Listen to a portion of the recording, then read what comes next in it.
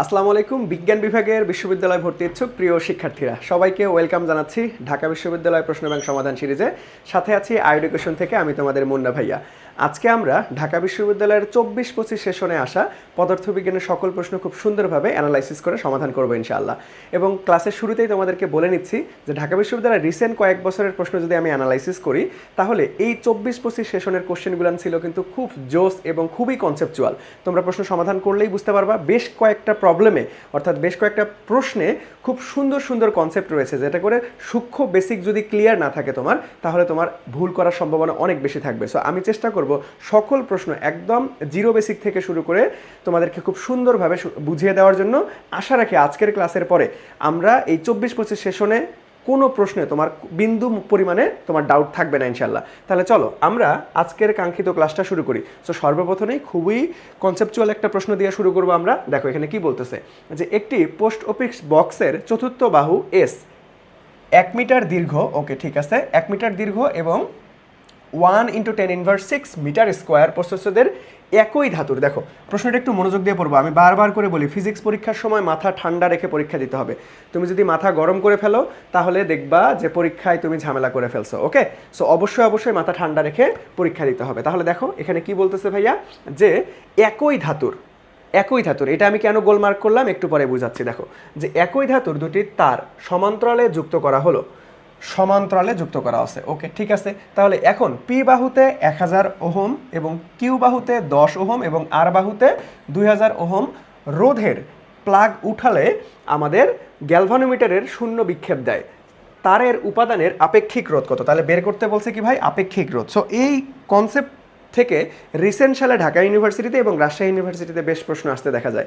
Normally আমাদের Wheatstone ব্রিজের চতুর্থ বাহুতে রোধ নির্ণয় অথবা চতুর্থ বাহুতে কত রোধ লাগালে আমাদের সাম্য অবস্থায় আসবে, এই টাইপের প্রশ্ন চলে আসে। বাট এইখানে তোমাকে হুইটস্টোন ব্রিজের কনসেপ্টও আছে, আবার ওই উপাদানের যেই তারটা তুমি লাগাবা, যেই রোধের তার লাগাবা, ওই উপাদানের আপেক্ষিক রোধ বের করতে বলছে। তাহলে চলো আমরা একদম ভেঙে ভেঙে একটু বোঝার ট্রাই করি। সো এইখানে সর্বপ্রথম আমি তোমাকে যদি ডায়াগ্রাম অঙ্কন করে বুঝাই তাহলে তোমাদের সুবিধা হবে। সার্কিটটা অঙ্কন করে দেখাই। দেখো সো আমরা একটা যদি হুইটস্টোন ব্রিজ কল্পনা করি, সো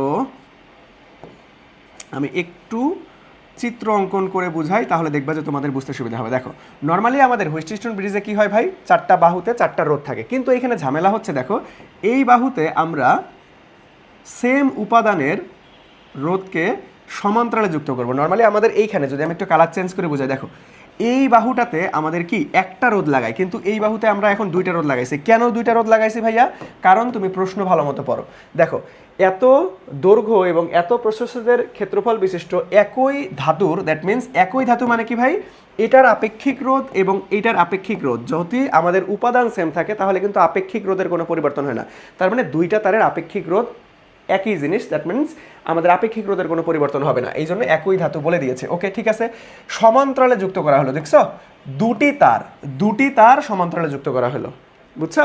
2টা তার সমান্তরালে। দেখো নর্মালি আমরা একটা তার লাগাই, বাট এখানে প্রশ্নই তোমাকে বলেছে 2টা তার সমান্তরালভাবে যুক্ত করা হয়েছে। ওকে ঠিক আছে, তাহলে এখন ভাইয়া এই তারের আমাদের আপেক্ষিক রোধ বের করতে হবে। তাহলে আপেক্ষিক রোধ নির্ণয়ের সূত্র কি? বেসিক সূত্র থেকে যদি আমরা আসি যে ভাইয়া R equal to rho L divided by A, তাহলে এইখান থেকে রো ইকুয়াল টু আমরা কি বলতে পারবো যে ভাইয়া আর এ ডিভাইডেড বাই এল। ওকে আচ্ছা, তাহলে এখন আমাদের এই যে ভাইয়া রোধটা লাগবে, তা বাদে দেখো সব কিছুই কিন্তু দেওয়া আছে যে ভাইয়া এ প্রস্থচ্ছেদের ক্ষেত্রফল কত, এই যে আমাদের 1 × 10⁻⁶ মিটার স্কোয়ার দেওয়া আছে। আবার এল এর মান কত ভাইয়া, এল এর মান হচ্ছে আমাদের 1 মিটার। সো এটাও কিন্তু আমরা খুব সুন্দরভাবে দেখতে পাচ্ছি এখানে। ওকে তাহলে চলো এখন আমরা কি করব, এই যে রোধের মান বের করব। তাহলে দেখো এইখানে যে আমরা এস বাহুতে যদি আমরা 2টা তার সমান্তরালে যুক্ত করি তাহলে ওই তারের স্পেসিফিক রোধের মানটা কত হবে। তাহলে দেখো হুইটস্টোন ব্রিজ থেকে আমরা সূত্র জানি যে ভাইয়া P divided by Q R divided by S. So এখন আমরা এই এস এর মানই বের করবো, তাই না? তাহলে দেখো পির মান কত ভাই, পি বাহুতে 1000 রোধ যুক্ত করছে, তাহলে 1000 ডিভাইডেড বাই কিউ এর মান কত ভাইয়া, কিউ এর মান হচ্ছে 10, তাহলে কিউ এর মান 10 ইকুয়াল টু আর এর মান কত ভাইয়া, আর এর মান হচ্ছে 2000 ডিভাইডেড বাই এস আমরা বের করবো। ওকে ঠিক আছে, তাহলে একটা শূন্য কেটে দাও। তাহলে এইখান থেকে আমরা এস ইকুয়াল টু লিখতে পারবো 2000 ডিভাইডেড বাই 100, দ্যাট মিনস একটা শূন্য কাটা, দ্যাট মিনস এস এর মান আসতেছে 20 ওহম। সো এইখানেই কিন্তু বুঝার বিষয় ভাইয়া। সো তুমি এখন এই আর এর মান কি 20 বসাবা, আর এর মান কি 20 বসাবা? এইখানেই হচ্ছে সব থেকে বড় মিস্টেকটা অনেকেই ভর্তি পরীক্ষায় করে ফেলছে। এখানে 20 কিন্তু হবে না। কেন 20 হবে না? কারণ এখানে তো আমরা একটা তার যুক্ত করি না, এখানে দুইটা তার যুক্ত করছি। দ্যাট মিনস আমাকে এই দুইটা তারের তুল্য রোধ 20 পাইলাম। এটা কি? এটা আমরা তুল্য রোধটা পাইছি। এই যে দুইটা, এই পুরো সিস্টেমটা দেখো, এই যে কালো অংশে দাগান্বিত এই জায়গাটার তুল্য রোধ কত পাইলাম আমরা? দেখো এটার পুরোটার তুল্য রোধ পাইছি আমরা 20 ওহম। তাহলে আমাদের লাগবে যে ভাই আমরা তো ওই তারের কি বের করব? আপেক্ষিক রোধ বের করবো। তার মানে ওই তারের স্পেসিফিক এই যে একটার রোধ, তাহলে এইটার রোধ কত অথবা এইটার রোধ কত, তাই না? সো আমাদের রোধ বের করতে হবে। তাহলে দেখো যদি তুল্য রোধ আমাদের কত হয় ভাইয়া? 20 ওহম হয়, তাহলে আমাদের সমান্তরালে যুক্ত আছে, তাহলে সিঙ্গেল তারের রোধ কত হবে? তাহলে দেখো আমরা যদি এইখান থেকে ক্যালকুলেশন করি তাহলে কিন্তু এখানে সিঙ্গেল তারের রোধ, দেখো আমি যদি সিঙ্গেল তারের রোধ বের করতে চাই সিঙ্গেল, তাহলে কিন্তু 40 ওহম আসবে। কিভাবে? চলো তোমাকে একটু প্রমাণ করে দেখাই। সো আমরা জানি যে দুইটা রোধ যদি পরস্পর সমান্তরালে থাকে তাহলে বেসিক সূত্র কি ভাইয়া? বেসিক সূত্র হচ্ছে 1/RP equal to 1/R1 plus 1/R2। So এইটা হচ্ছে আমাদের বেসিক সূত্র। বাট আমরা হাতে ক্যালকুলেশনের সুবিধার্থে এবং টাইম ম্যানেজমেন্টের কথা মাথায় রেখে আমরা শর্টকাট ওয়েতে করব। দুইটা রোধ যদি সমান্তরালে থাকে তাহলে আমরা তুল্য রোধ বের করার শর্টকাট নিয়ম কি জানি? যে ভাইয়া আরপি ইকুয়াল টু গুণফল ডিভাইডেড বাই যোগফল। কি ভাইয়া? গুণফল ডিভাইডেড বাই যোগফল, গুণফল ডিভাইডেড বাই যোগফল। এটা আমরা সবাই জানি, তাই না? শর্টকাটে করার জন্য। এটা কিন্তু শুধুমাত্র দুইটা রোধের ক্ষেত্রেই প্রযোজ্য, তিনটা হইলে হবে না, মাথায় রাখবা, শর্ত প্রযোজ্য। সো এখন দেখো আমি যদি 40কে দুইটা 40 রোধটাকে যদি আমি আলটিমেটলি তুল্য রোধ বের করতে চাই তাহলে দেখো গুণফল ডিভাইডেড বাই যোগফল, তার মানে 40 গুণন 40, 40 গুণন 40 যোগফল 40 40 80। তাহলে 0 0 কেটে দাও, 4 2 8, এই যে আমাদের 20 2 40। তার মানে দেখো আরপির মান কত আসতেছে? 20। দ্যাট মিনস এই যে আমাদের তুল্যটা পাওয়া গেছে। তাহলে কিভাবে ক্যালকুলেশন করে আমরা 20 পাইলাম? কিভাবে ক্যালকুলেশন করে? মানে প্রত্যেকটা রোধকে আমরা কত ধরছি? 40 ধরছি। দ্যাট মিনস আমাদের সিঙ্গেল রোধটা কত হবে? 40। এইখানে 20 কিন্তু বসানো যাবে না, এখানে আমাকে 40 ওহম বসাইতে হবে। অধিকাংশ শিক্ষার্থী এখানে 20 বসাই দিয়ে অ্যান্সার ভুল করে ফেলছে। সো এই কনসেপ্টগুলান তোমাকে সুন্দরভাবে মাথায় রাখতে হবে। তুমি ঢাকা বিশ্ববিদ্যালয়ের রিসেন্ট সালের কোশ্চেন যদি একটু অ্যানালাইসিস করো দেখবা প্রত্যেকটা প্রশ্ন প্রতি বছর তারা নতুনত্ব আনার চেষ্টা করে, যে কনসেপ্টে একদম ডিপে যতদূর ঢোকা যায় ভার্সিটি স্ট্যান্ডার্ড মাথায় রেখে তারা একদম সর্বোচ্চটা প্রয়োগ করতেছে। তার মানে তোমার প্রত্যেকটা কনসেপ্ট ভাই এডমিশনের শুরু থেকেই তোমাকে একদম বেসিক কনসেপ্টগুলো ক্লিয়ার রাখতে হবে, যাতে করে যতই ঘুরায় পেছায় প্রশ্ন আসুক না কেন তুমি যাতে ধরতে পারো। ওকে, আচ্ছা তাহলে চলো এখন আমরা এখান থেকে রো এর মান বের করে ফেলবো। তাহলে আর এর মান কত পাইলাম? যে ভাইয়া 40 ইন্টু ক্ষেত্রফলের মান কত? এই যে প্রশ্নে দেওয়াই আছে যে ভাইয়া 1 × 10⁻⁶, দ্যাট মিনস শুধুমাত্র 10⁻⁶ লিখলেই হয়, 1 দ্বারা গুণ করা না করা একই কথা, ডিভাইডেড বাই এল। এল এর মান কত ভাইয়া? এল এর মান হচ্ছে 1 মিটার দীর্ঘ, তাহলে 1। তাহলে দেখো ঘুরে উল্টে আমাদের কত আসতেছে? 40 × 10⁻⁶।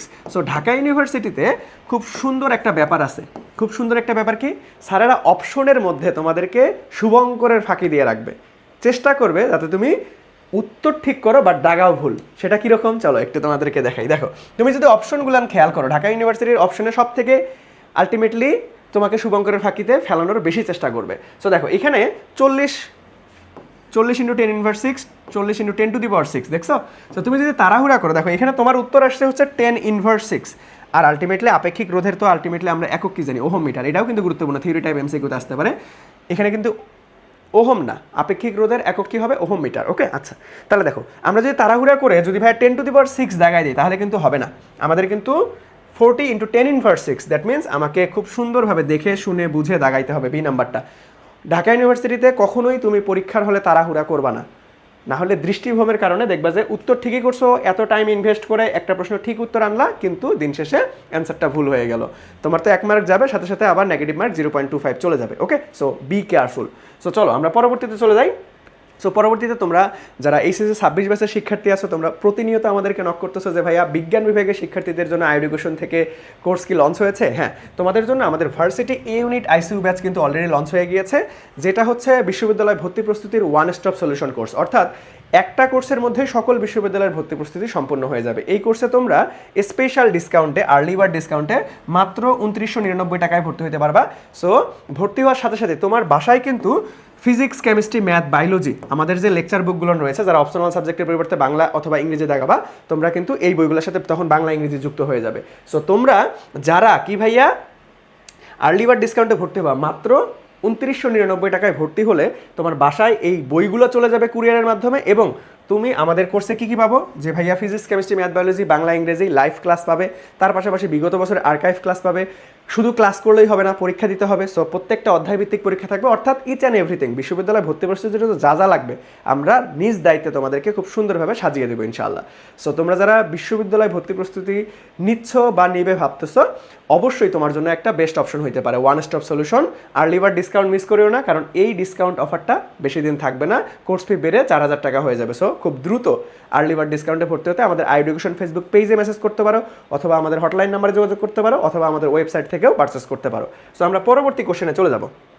সো পরবর্তী কোশ্চেনটা যদি আমরা দেখি, দেখো এইটা কেমিস্ট্রি রিলেটেড একটা প্রশ্ন, বাট ফিজিক্সেও কনসেপ্ট আছে। সো আমরা একটু বোঝার ট্রাই করি। দেখো এখানে কি বলছে যে ভাইয়া n = 2 থেকে n = 1 এ ধাপান্তর হয়েছে। ওকে, ধাপান্তরের জন্য নিচের কোনটি ক্ষুদ্রতম তরঙ্গ দৈর্ঘ্যের ফোটন উৎপন্ন করবে? ক্ষুদ্রতম তরঙ্গ দৈর্ঘ্যের ফোটন উৎপন্ন করবে। ওকে, ঠিক আছে। তাহলে দেখো এইখান থেকে আলটিমেটলি আমরা যদি একটা শেল অঙ্কন করি, তাহলে দেখো আমাদের n = 2 থেকে, দ্যাট মিনস n = 2 থেকে আমাদের n = 1 এ আসতেছে। তাহলে কি হবে ভাইয়া? শক্তি বিকিরণ হবে, বিকিরণ হবে। সো এইখানে আমরা রিডবার্গ সমীকরণ থেকে আমরা কি জানি যে ভাইয়া 1/λ = R/H। যদি হাইড্রোজেন থাকে তাহলে তো কিছু না, যদি হাইড্রোজেন না থাকে তখন আমাদের কি হয়? Z² ডিভাইডেড বাই 1 আমাদের কি হবে যে ভাইয়া এখানে আমাদের লো থাকবে -1/n লো, মানে যেখানে আলটিমেটলি আসবে, আর 1/n হাই তার উপরে হোল স্কোয়ার। এই সূত্রটা আমরা কিন্তু ফিজিক্সেও লাগে, কেমিস্ট্রিতেও লাগে। ওকে, সো আমরা এখন এইখান থেকে তুলনা করব। দেখো আমাদের দরকার কি ভাই? n = 2 থেকে n = 1 এ চলে আসছে। ওকে, তাহলে এখানে ক্ষুদ্রতম তরঙ্গ দৈর্ঘ্যের ফোটন কোনটা উৎপন্ন করবে? ক্ষুদ্রতম তরঙ্গ দৈর্ঘ্য। দ্যাট মিনস এই যে এইটাই হচ্ছে আমাদের কিওয়ার্ড যে ভাইয়া ক্ষুদ্রতম তরঙ্গ দৈর্ঘ্য। তাহলে তরঙ্গ দৈর্ঘ্যের সাথে এখানে দেখো তো এখানে আমাদের কি কি দেওয়া আছে? হাইড্রোজেন দেওয়া আছে, ডিউটেরিয়াম দেওয়া আছে, হিলিয়াম দেওয়া আছে, আর লিথিয়াম আয়ন দেওয়া আছে, আবার হচ্ছে হিলিয়াম আয়ন দেওয়া আছে। ওকে, ঠিক আছে। তাহলে দেখো 1/λ সাথে আমাদের কি ভাইয়া এই জেডটা কি? সমানুপাতিক, বর্গের সমানুপাতিক সম্পর্ক। সো এতটুকু তুমি যদি বুঝতে পারো তাহলে খুব সুন্দরভাবে এটা একুরেট অ্যান্সার দিতে পারবা। দেখো তাহলে এটা হচ্ছে কি ভাইয়া? পারমাণবিক সংখ্যা, পারমাণবিক সংখ্যা। তাহলে আমাদের এই ল্যামডার সাথে আমাদের দরকার ক্ষুদ্রতম ল্যামডা। তাহলে কি ভাইয়া? ক্ষুদ্র মানে ছোট, ক্ষুদ্র মানে ছোট। তাহলে আমাদের এইখান থেকে সম্পর্কটা দেখো, যেহেতু ব্যস্তানুপাতিক তার মানে এইটা লাগবে আমাদের কম, এটা লাগবে আমাদের কম। যেহেতু ব্যস্তানুপাতিক সম্পর্ক তাহলে জেডের মান যেটা সব থেকে বেশি সেইখানেই আমরা ল্যামডার মান কিন্তু কম পাবো, কারণ ব্যস্তানুপাতিক সম্পর্ক। ব্যস্তানুপাতিক মানে কি? যে একটা বাড়লে আরেকটা কমবে, আরেকটা কমলে আরেকটা বাড়বে, মানে একে অপরের উল্টা ব্যস্তানুপাতিক সম্পর্ক। তাহলে আমার দরকার কি ভাইয়া? ল্যামডার মান কম। আমার দরকার কি ভাইয়া? ল্যামডার মান কম। তার মানে জেডের মান কোথায় সব থেকে বেশি সেটাই হবে আমাদের অ্যান্সার। তাহলে জেড এর মান দেখো তো কোনটা সব থেকে বেশি? আমাদের এই যে ডি নাম্বারটা, লিথিয়াম আয়ন। সো এইখান থেকে আমরা খুব সুন্দর মতো বুঝতে পারলাম কিন্তু। জাস্ট এটা সিম্পল কোশ্চেন, তোমার সূত্র থেকে সমানুপাতিক ব্যস্তানুপাতিক সম্পর্ক দিয়েই করে ফেলতে পারবা। ওকে, সো পরবর্তী কোশ্চেনে আমরা চলে যাব। দেখো পরবর্তী কোশ্চেনটা কি বলছে? যে একটি প্রক্রিয়ায় একটি আদর্শ গ্যাসের চাপ দ্বিগুণ করছে। তাহলে কি ভাইয়া? চাপ দ্বিগুণ করে ফেলছে। চাপ দ্বিগুণ করা হলো যেখানে গ্যাস কর্তৃক ত্যাগকৃত তাপ এর উপর, তাহলে গ্যাস কর্তৃক ত্যাগকৃত তাপ এর উপর কৃতকাজের সমান, এর উপর কৃতকার্যের আবার সমান। তার মানে আমরা শর্ত মতে বা প্রশ্ন মতে আমরা লিখতে পারি, প্রশ্ন মতে আমরা কি লিখতে পারি ভাইয়া? যে আমাদের বলছে তাপ, দ্যাট মিনস আমাদের হচ্ছে DQ = কার সমান? আমাদের কৃতকাজের সমান, দ্যাট মিনস DW সমান। ওকে, ঠিক আছে। তারপরে প্রশ্ন পড়ো যে এর ফলে গ্যাসের আয়তন কি পরিবর্তন হবে? দ্যাট মিনস আমাদের V2 মান বের করতে বলছে, আয়তনটা কি পরিবর্তন হবে। ওকে, সো এখন দেখো এই প্রশ্নটা কিন্তু খুবই কনসেপচুয়াল এবং খুব সুন্দর একটা প্রশ্ন। সো এই যে DQ = DW, এটা আসলে তাপগতীয় প্রক্রিয়ার কোন প্রক্রিয়ায় হয় ভাই? এটা কোন প্রক্রিয়া হয় বলো তো দেখি? এটা কোন প্রক্রিয়ার জন্য প্রযোজ্য? সমউষ্ণ প্রক্রিয়া। সমউষ্ণ প্রক্রিয়া কেন ভাইয়া? কারণ সমউষ্ণ প্রক্রিয়া কি স্থির থাকে? তাপমাত্রা স্থির থাকে, আর তাপমাত্রা স্থির থাকলে কি ডিইউটা শূন্য হয়ে যায়। আর আমরা ক্লোসেসের সমীকরণ থেকে কি জানি যে ভাইয়া DQ = DU + DW। তাহলে DU যদি শূন্য হয়ে যায় তাহলে এইখান থেকে DQ = DW পাই। ওকে, তাই না? তাহলে দেখো এই শর্তটা আমাদের প্রশ্নেই ছিল। তার মানে এইখান থেকে আমরা বুঝতেছি যে ভাইয়া এটা একটা সমউষ্ণ প্রক্রিয়া। আর সমউষ্ণ প্রক্রিয়ার ক্ষেত্রে সূত্র কি জানি?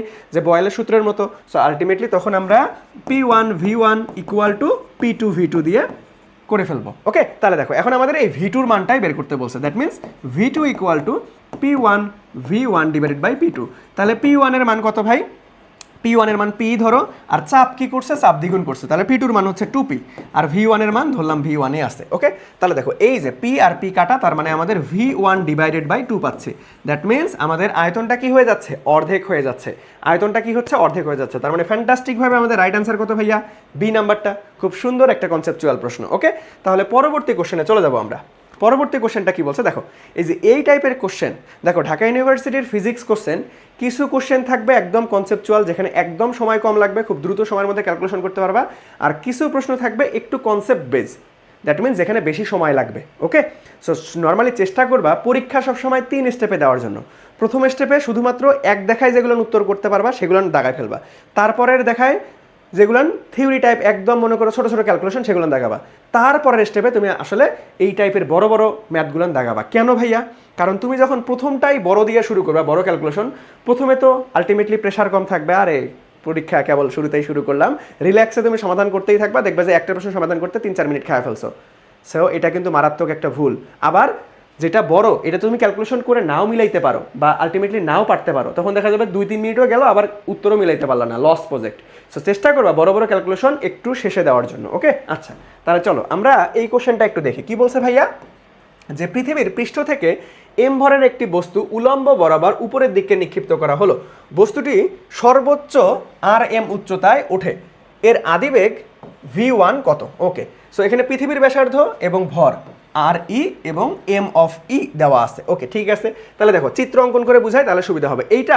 এই কনসেপ্টের ম্যাথ তোমরা কিন্তু এইচএসসিতে সিকিউয়ে অনেক সমাধান করছো ভাই, একদম সেম কনসেপ্টের ম্যাথ সিকিউতে অনেকবার আসছে। ওকে, সো দেখো এই কনসেপ্ট থেকে আমরা কিভাবে সমাধান করি। তাহলে চলো, যে ভাই এটা হচ্ছে পৃথিবীর পৃষ্ঠ ধরে নিলাম, তাহলে পৃথিবীর ব্যাসার্ধ দ্যাট মিনস এতটুকুর মান হচ্ছে আর অফ ই, তাহলে এইখান থেকে ধরো এতটুকু উচ্চতায় উঠছে, তাহলে এই ডিস্টেন্সটার মান হচ্ছে এখানে বলাই আছে আর অফ এম।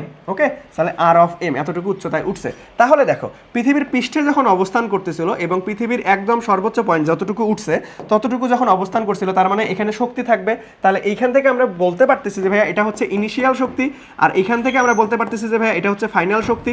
তাহলে ইনিশিয়াল শক্তি এবং ফাইনাল শক্তি, সংরক্ষণশীলতা নীতি থেকে আমরা বলতে পারি, শক্তি সংরক্ষণশীলতা থেকে, যে ভাই এই ইনিশিয়াল শক্তি এবং ফাইনাল শক্তি সমান হবে, that means EI equal to EF হবে। সো দেখো এখন মজার বিষয় হচ্ছে যে ভাই এই পয়েন্টে ওর বিভব শক্তি, এই যে ইনিশিয়াল শক্তির মধ্যে কি কি থাকবে, অবশ্যই পটেনশিয়াল এনার্জি এবং কাইনেটিক এনার্জি। এই পয়েন্টের বেলাও কি থাকবে, যে মোট শক্তি থেকে আমরা কাইনেটিক এনার্জি পটেনশিয়াল এনার্জি পাবো। সো দেখো এখন আমরা যে ভাইয়া পৃথিবীর ক্ষেত্রে আলটিমেটলি মহাকর্ষীয় বিভব নির্ণয় সূত্র কি, মহাকর্ষীয় বিভব নির্ণয় সূত্র আমি তোকে এক সাইডে একটু দেখাই দিই। দেখো মহাকর্ষীয় বিভবের দ্বারায় যদি ওয়ান অবজেক্ট থাকে তাহলে আমরা ভি ইকুয়াল টু কি শিখছিলাম, যে minus G M divided by R. আবার যদি টু অবজেক্ট থাকে তখন আমরা শিখছিলাম যে minus G M one M two divided by R. তাহলে এখন আমাদের এই প্রশ্ন থেকে আমরা বুঝতে পারতেছি এটা কয় অবজেক্টের, টু অবজেক্ট, কারণ এইখানে একটা বস্তু ছিল যেটা এম ভরের, এইটাকে তুমি এইখানে তুলে ফেলছো, তাই না, টু অবজেক্ট। তাহলে দেখো এইখানে তাহলে আমাদের বিভব শক্তি আর গতি শক্তি বের করতে হবে। তাহলে এই পয়েন্টে পৃষ্ঠে, এটা কি ভাইয়া পৃষ্ঠে, এটা পৃষ্ঠে, তোমাদের বোঝার সুবিধার্থে একটু বাংলা ভার্সন করে লিখে দেয়। আর এটা কি ভাইয়া উচ্চতায়, এটা কি ভাইয়া একদম সর্বোচ্চ, যতটুকু উঠছে সর্বোচ্চ উচ্চতায়। ওকে, তাহলে পৃষ্ঠের বেলায় বিভব শক্তি নির্ণয় সূত্র কি হবে, টু অবজেক্টের বেলায় তাহলে মাইনাস জি এই পৃথিবী আর ওই বস্তুটার আলটিমেটলি এম ডিভাইডেড বাই আর, তাই না, ডিভাইডেড বাই আর। তাহলে আর কি হবে ভাই, এই যে ব্যাসার্ধ, পৃথিবীর ব্যাসার্ধ, that means R of E, plus গতিশক্তি কি হবে ভাইয়া, হাফ এম ওই বস্তুটার গতিশক্তি, আর হচ্ছে ভি, ভি এর মান কত ভাইয়া, দেখো প্রাথমিক বেগটাই তো বের করতে বলছে, আদি বেগটা হচ্ছে ভি ওয়ান, দ্যাট মিনস আমাদের ভি ওয়ান না V I, so V I initial অবস্থায় বেগ, তার মানে ভি আই তার উপরে স্কোয়ার ইকুয়াল টু, দেখো তারপরে ওই একদম উচ্চতায় বিভব শক্তি নির্ণয় সূত্র কি হবে ভাই, যে মাইনাস জি এম আর এই যে বস্তুর এম ডিভাইডেড বাই, এখন কিন্তু ভাই এখানে আর নাই, আর প্লাস এইচ হয়েছে, আর প্লাস এইচ, তাহলে আর এর মান কত ভাই, আর অফ ই, এইচ এর মান কত, দেখো এখানে প্রশ্নে কিন্তু দেওয়াই আছে আর অফ এম, ছোট হাতের আর অফ এম। ওকে, সো এইটাকে ক্যালকুলেশন করলেই তোমার অ্যান্সার চলে আসবে। ওকে, তাহলে চলো আমরা একটু ক্যালকুলেশন করার চেষ্টা করি এটা। সো এখন এইখান থেকে আমরা, তোমরা অনেকেই বলতে পারো যে ভাই এখানে আবার গতিশক্তি লিখলেন না কেন, সো গতিশক্তি লেখা না লেখা একই কথা, এখানে জিরো হবে। কেন ভাই গতিশক্তি জিরো হয়ে যাচ্ছে, কারণ এর পরে তো আলটিমেটলি সে আর উচ্চতায় উঠে নাই, এইখানে আইসা বেগ শূন্য হয়ে গেছে, আর বেগ শূন্য মানে গতিশক্তি শূন্য, হাফ এম ভি স্কোয়ার জানি, তাহলে ভি স্কোয়ার যদি শূন্য হয়ে যায়, ভির মান শূন্য, তার মানে গতিশক্তি পুরোটাই শূন্য। সো এখানে শূন্য লেখা না লেখা একই কথা। ওকে, আচ্ছা তাহলে চলো এখন এটাকে ক্যালকুলেশন করবো ভাইয়া। তাহলে আমরা একটু এই যে আমাদের সব জায়গায় ছোটো হাতের এম আছে, ছোটো হাতের এমগুলো কেটে দাও, একটু ছোটো বানানোর চেষ্টা করি আমরা। তারপরে এখান থেকে আমরা কি করব যে ভাইয়া হাফ আমাদের হচ্ছে VI square, half VI square থাকলো, আর ইকুয়াল টু দেখো এই মাইনাসটাকে বেশি পার করে দিই তাহলে প্লাস হয়ে যাবে, that means GM divided by R of E। আবার এখান থেকে আসতেছে মাইনাস GM ডিভাইডেড বাই আমাদের কি ভাইয়া GM। দেখো এখানে যেহেতু পৃথিবীর ভর বোঝাচ্ছে, তাহলে পৃথিবীর ভর স্পেসিফিকভাবে প্রশ্নে কিন্তু M অফ E ছিল, তাহলে তুমি এখানে M অফ E দিতে পারো যে ভাইয়া এটাও M অফ E, এটাও M অফ E। তাহলে এইখানেও একটু কারেকশন করে দেয়, M অফ E, ঠিক আছে। পৃথিবীর ভর যেহেতু আমাদের দেওয়াই আছে যে ভাই M অফ E আর পৃথিবীর ব্যাসার্ধ R অফ E, ওকে ঠিক আছে। আচ্ছা তাহলে এইখানে আমরা কি বসাবো যে ভাইয়া R অফ E প্লাস আমাদের R অফ M, ওকে ঠিক আছে। তাহলে দেখো এই যে এই হাফটাকে এই পাশে পার করে দাও, তাহলে 2 দ্বারা আলটিমেটলি কি হয়ে যাবে ভাই, গুণ হয়ে যাবে। দ্যাট মিনস আমাদের VI তার উপরে whole square equal to 2 GM of E divided by R of E minus G, এখানেও থাকবে একটা 2, কারণ দুইটা এই যে হাফ, এই দুইটা এখানেও গুণ হবে এখানেও গুণ হবে, তাহলে GM of E divided by R of E plus R of M, okay. আচ্ছা তাহলে দেখো এখন আমাকে এই ফর্মেটে আনতে হবে, তাহলে V1 বা VI স্কোয়ার তো রাখা যাবে না, VI এর মানটা রাখবে, তাহলে এইটা রুট করে দাও, তাহলে উভয় একদম স্কোয়ারটা পার করে দিলাম, রুট করে দিলাম। সো এখন এটার মতো করে সাজাবো, অপশন দেখো তুমি কিভাবে সাজাবা এটা চিন্তা করার দরকার নেই, তুমি অপশনের দিকে তাকাবা যে ভাই কোন ফর্মেটে আনতে হবে। তাহলে দেখো এই যে 1 divide by something 1 divide by something আছে, তাহলে আমাকে এখান থেকে কিছু একটা কমন গেলে কমন নিয়ে নিতে হবে। তাহলে দেখো তো দুইটার ক্ষেত্রেই কিন্তু আমাদের কি আছে 2 GM অফ E আছে, তাহলে এই দুইটা থেকে আমরা এটা কমন নিয়ে নিলাম, তাহলে কমন নিলে কি হবে যে 1 divided by R of E minus এখানে থাকতেছে আমাদের 1 divided by R of E plus R of M।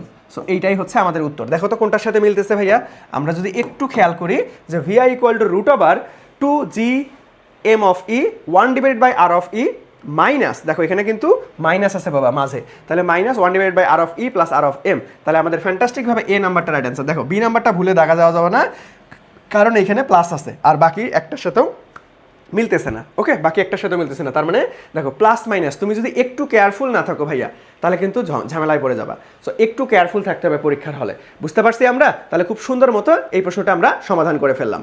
তাহলে চলো আমরা নেক্সট কোশ্চেনে চলে যাব। সো আমাদের নেক্সট কোশ্চেনটা কি বলতেছে ভাইয়া, যে একটি আনুভূমিক ঘর্ষণহীন তলে উপর একটি কণা প্রাথমিকভাবে স্থির অবস্থায়, দেখো প্রশ্ন মনোযোগ দিয়ে পড়তে হবে, স্থির মানে কি ভাই, এর আদিবেগ 0, তাহলে স্থির অবস্থায় আছে।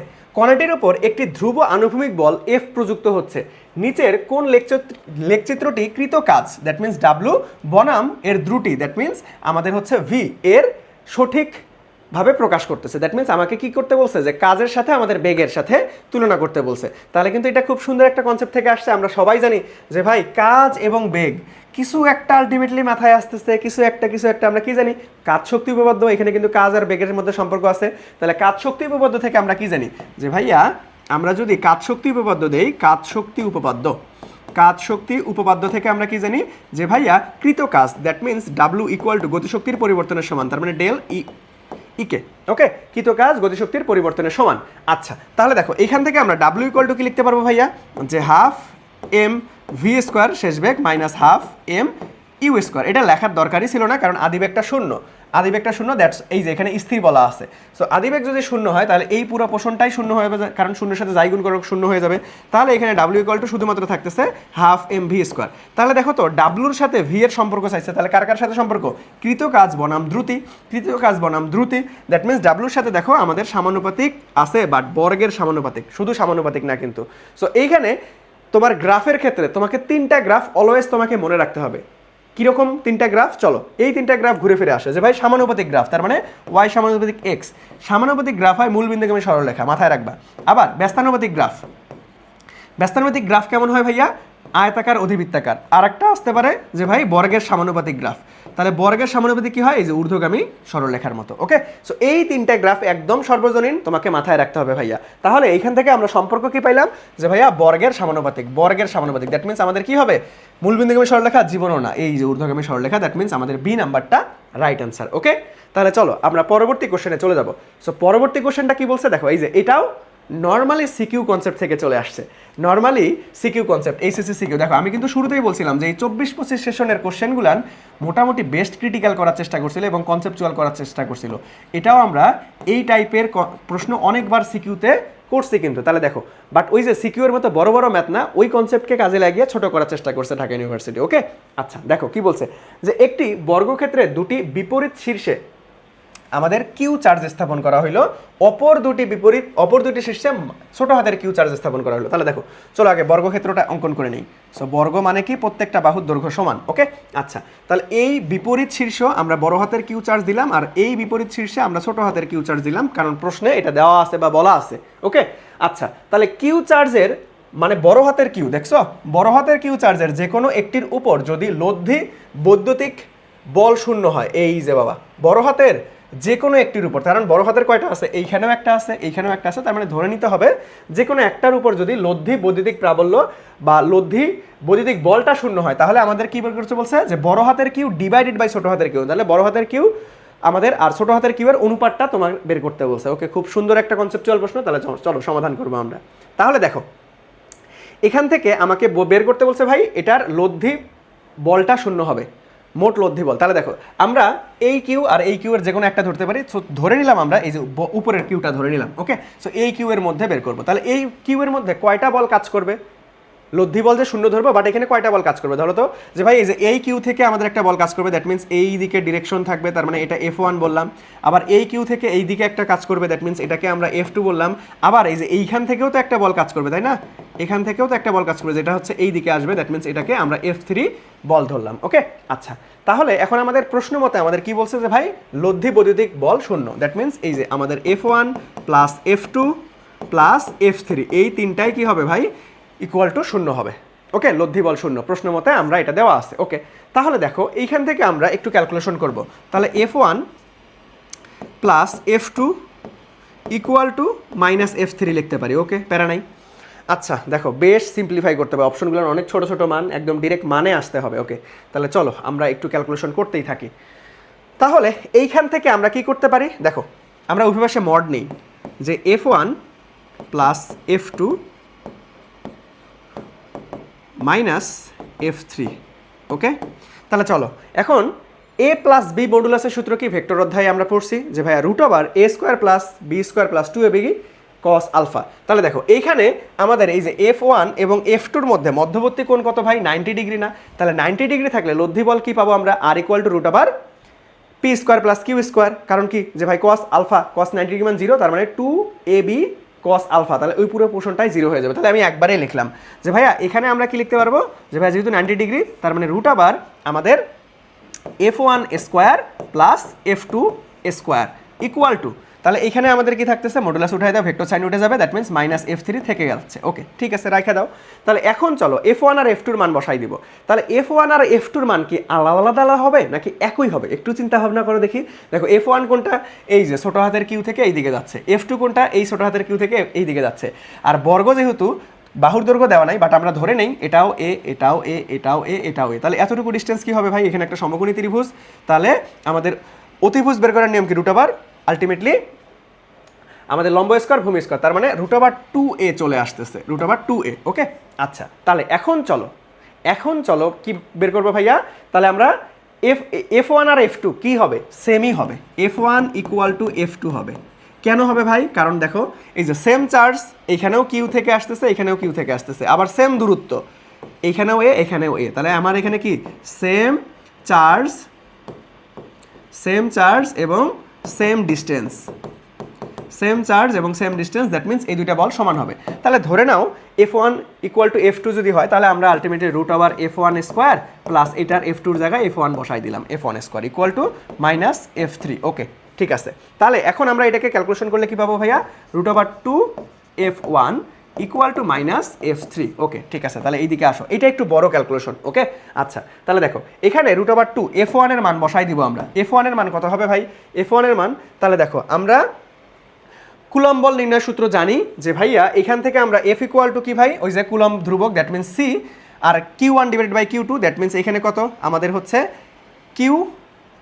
বড় হাতের কিউ এবং ছোট হাতের কিউ, কারণ এই যে এখানে ছোট হাতের কিউ এখানে বড় হাতের কিউ আছে, ডিভাইডেড বাই আর, আর এর মান কত এ, তাহলে এ স্কোয়ার লিখে দাও। ওকে ঠিক আছে, তারপরে ইকুয়াল টু মাইনাস এফ থ্রির বেলায় এইখান থেকে আসতেছে, তাহলে এটাও কিউ আছে এইখানেও কিউ চার্জ আছে, দ্যাট মিনস আমাদের কি আসবে ভাইয়া C Q one Q two দুইটার মানেই বড় হাতের কিউ কিউ, তাহলে ডিভাইডেড বাই আর স্কোয়ার, আর এর মান কত এখানে √2 এ, তাহলে √2 এ তার উপরে হোল স্কোয়ার। ওকে ঠিক আছে, তাহলে এটাকেই ক্যালকুলেশন করলে আমাদের অ্যান্সার চলে আসবে। দেখো আমরা একটু ফেলাই দেওয়ার চেষ্টা করি যে কি কি পড়ে যায় আসলে।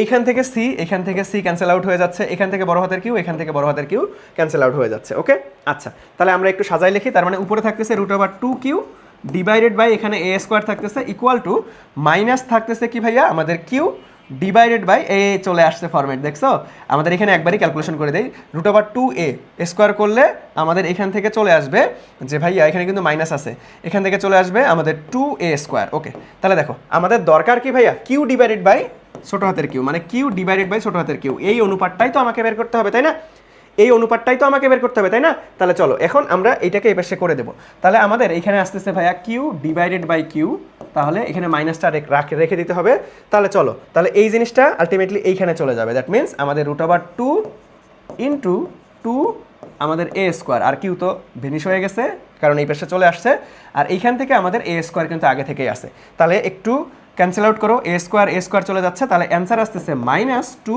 √2, এইটাই হচ্ছে আমাদের অ্যান্সার, এটাই হচ্ছে আমাদের অ্যান্সার। বাট অপশনের দিকে যদি আমরা তাকাই তাহলে একটা বড় ধাক্কা খেয়ে যাব, দেখো কোনোটার সাথেই মিলতেছে না, কোনোটার সাথে মিলতেছে না, অনেকেই এইটা দাগাই দিছে, বাট এইখানে দেখো এখানে একটা স্ল্যাশ আছে, এই স্ল্যাশ মানে কি ভাগ, স্ল্যাশ মানে কি ভাগ, এটাকে তুমি এভাবে লিখতে পারো -2 ডিভাইডেড বাই √2।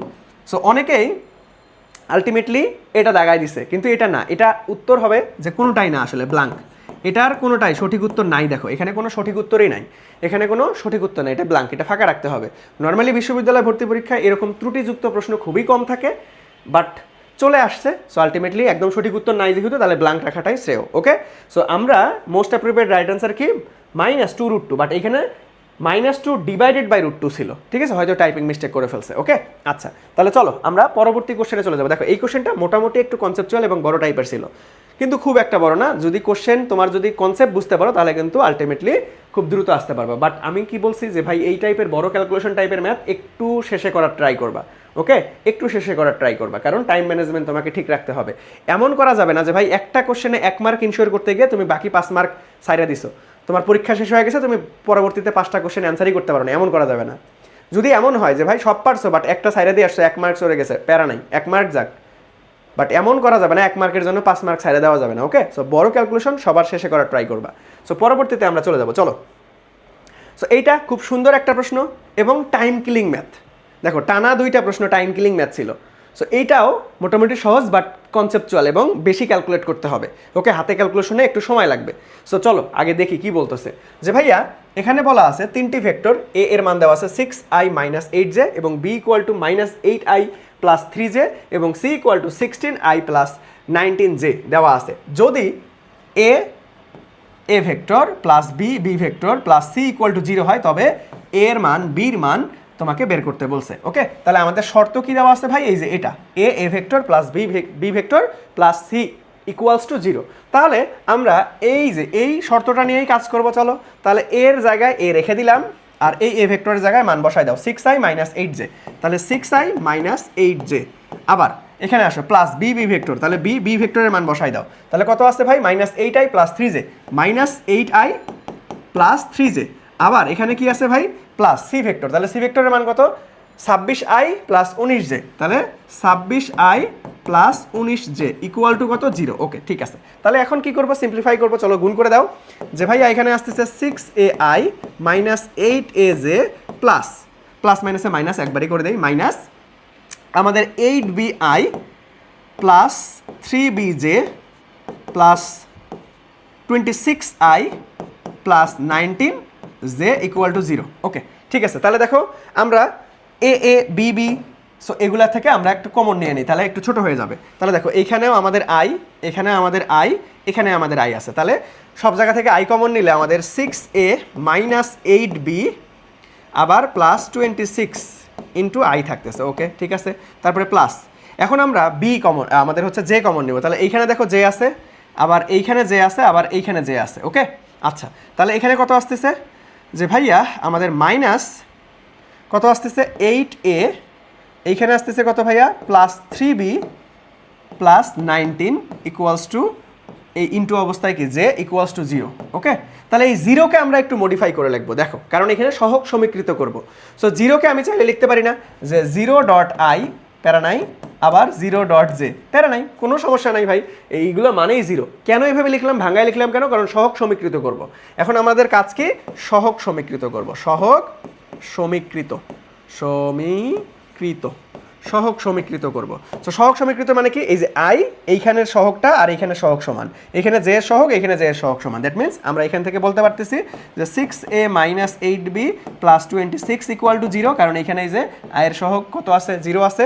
আবার এইখান থেকে আমরা যদি আসি যে ভাইয়া minus 8a plus 3b plus 19 equals to 0 পাচ্ছি। ওকে, সহগ সমীকৃত করলাম। সো এখন হাতে ক্যালকুলেশন করতে হবে, বেশ সময় সাপেক্ষ ক্যালকুলেশন। সো আমরা চলো চেষ্টা করি। সো এখান থেকে আমরা একটু ছোট করে নেই, 2 দ্বারা ভাগ করে দাও, তার মানে 3a মাইনাস আমাদের কত আসতেছে 4b প্লাস 13 ইকুয়াল টু 0। তাহলে এটাকে 2 নম্বর সমীকরণ ধরি আর এটাকে 1 নম্বর সমীকরণ। সো 1 নম্বর সমীকরণকে আমরা 3 দ্বারা গুণ করি। তাহলে এই দেখো, 1 নম্বর সমীকরণকে আমরা 3 দ্বারা গুণ করব এবং 2 নম্বর সমীকরণকে আমরা 4 দ্বারা গুণ করব। তারপরে আলটিমেটলি আমাকে ক্যালকুলেশন করে আনতে হবে। যেহেতু ক্যালকুলেটর নাই, ক্যালকুলেটর হলে ডিরেক্ট সমীকরণ সমাধান করতে পারতাম, বাট এখন লঙ্গার ভার্সনে যাইতে হবে, কিচ্ছু করার নাই। তাহলে দেখো, 3 দ্বারা যদি গুণ করে দিই, তাহলে 3 3 9a মাইনাস 3 4 12b, আবার প্লাস কত আসতেছে, আবার এই প্লাসটাকে আমরা এই পাশে করে দিই, তাহলে মাইনাস হয়ে যাবে। তাহলে মাইনাস 3 দ্বারা গুণ করে দাও, 3 3 আমাদের 9, আমাদের হচ্ছে 3 অক্ষে 3, তার মানে আমাদের হচ্ছে 3 দ্বারা যদি গুণ করে দেই, তাহলে দেখো আলটিমেটলি কত আসতেছে 3 3 9 আর হচ্ছে 3 অক্ষে 3। ওকে, ঠিক আছে। তাহলে এইখান থেকে আমরা কি করব ভাই, এটাকে গুণ করে দাও 4 দ্বারা, তাহলে 4 আসতে 32, তাহলে মাইনাস 32a, তারপরে 4 দ্বারা গুণ করো, প্লাস 3 4 12, আবার 4 দ্বারা গুণ করো, আর এই পাশে 19টাকে ওই পাশে পার করে দিলাম, তাহলে মাইনাস হয়ে যাবে। তাহলে 4 দ্বারা গুণ করতে হবে, তাহলে 4 লং 36 6, হাতে 3, আর 4 অক্ষে 4, 5 6 7, দ্যাট মিনস 7। ওকে, তাহলে এখন আমরা কি করব যে ভাই এই যে গুণ করলাম, গুণ করার পরে যোগ করে দিব। চলো, যে ভাইয়া 1 গুণন 3 তো করলাম, প্লাস করব যে ভাইয়া 2 গুণন আমাদের 4, এটা প্লাস করে দিব। তাহলে চলো, এটাকে কি পাইছি ভাইয়া, যে ভাইয়া 9a minus 12b equal to minus কত আমাদের 39, আর এখানে কত পাইলাম minus 32a plus 12, ultimately 12b আমাদের ইকুয়ালস টু মাইনাস 76।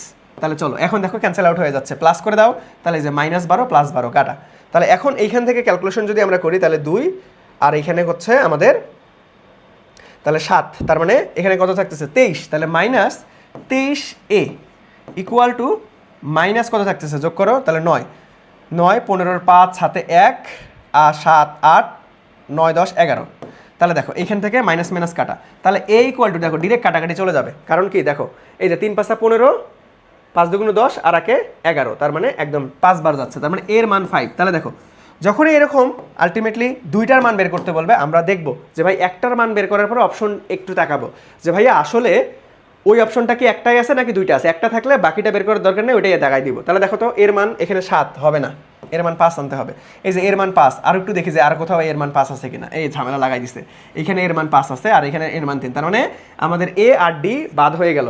বাট এইখানে যদি এমন থাকতো যে ভাই এই অপশনের মধ্যে, 2টা অপশনের মধ্যে এর মান 5, একটা অপশনই থাকতো, তাহলে আমরা আর বির মান না বের করেই দাগাই দিতে পারতাম একদম নিশ্চিন্তে। বাট যেহেতু 2টা অপশনে আমাদের এর মান সেম আছে, তাহলে আমাকে বির মান অবশ্যই আনতে হবে। তাহলে বির মান আলটিমেটলি বসাই দিই। চলো, বির মান আমরা হচ্ছে এর মান 2 নম্বর সমীকরণে বসাও। তাহলে a ইকুয়াল টু 5 2 নম্বরে বসাবো, 2 নংয়ে বসাই, 2 নংয়ে বসাই।